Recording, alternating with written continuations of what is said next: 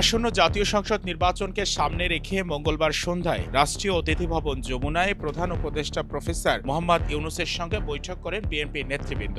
ফেব্রুয়ারিতে আসন্ন নির্বাচনের প্রস্তুতি, প্রশাসনিক নিরপেক্ষতা ও শান্তিপূর্ণ পরিবেশ নিশ্চিতের বিষয়ে বৈঠকে বিস্তারিত আলোচনা হয়। বৈঠকে বিএনপির মহাসচিব মির্জা ফখরুল ইসলাম আলমগীর, স্থায়ী কমিটির সদস্য আমির খসরু মাহমুদ চৌধুরী ও সালাউদ্দিন আহমেদ উপস্থিত ছিলেন। সরকারের পক্ষে ছিলেন পরিকল্পনা উপদেষ্টা ডক্টর ওয়াহিদুজ্জামান মাহমুদ, আইন উপদেষ্টা অধ্যাপক আসিফ নজরুল ও শিল্প উপদেষ্টা আদিলুর রহমান খান। বিএনপি নেতৃবৃন্দ প্রধান উপদেষ্টার কাছে আহ্বান জানান যেন বিতর্কিত বা পূর্ববর্তী সরকারের আমলে রাজনৈতিকভাবে পক্ষপাত দুষ্ট কর্মকর্তাদের নির্বাচনী দায়িত্ব থেকে দূরে রাখা হয়। তারা বলেন, একটি গ্রহণযোগ্য নির্বাচন নিশ্চিত করতে প্রশাসনের সম্পূর্ণ নিরপেক্ষতা অপরিহার্য। প্রধান উপদেষ্টা প্রফেসর ইউনূস বিএনপি নেতাদের আশ্বস্ত করে বলেন, নির্বাচনের আগে প্রশাসনের রদবদল ও নিয়োগ তার প্রত্যক্ষ তত্ত্বাবধানে হবে। জেলা প্রশাসক পদে নিয়োগের জন্য একাধিক ফিট লিস্ট থেকে যোগ্য ও নিরপেক্ষ কর্মকর্তাদের বাছাই করা হবে। তিনি বলেন, নির্বাচন এক প্রকার যুদ্ধক্ষেত্র। শান্তি ও শৃঙ্খলা বজায় রাখতে যে কর্মকর্তা সক্ষম তাকেই দায়িত্ব দেওয়া হবে।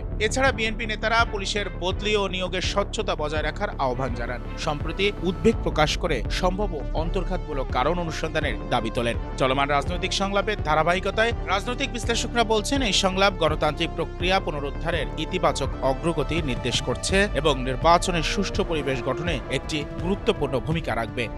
শাহরিয়ার রহমান, জনকণ্ঠ।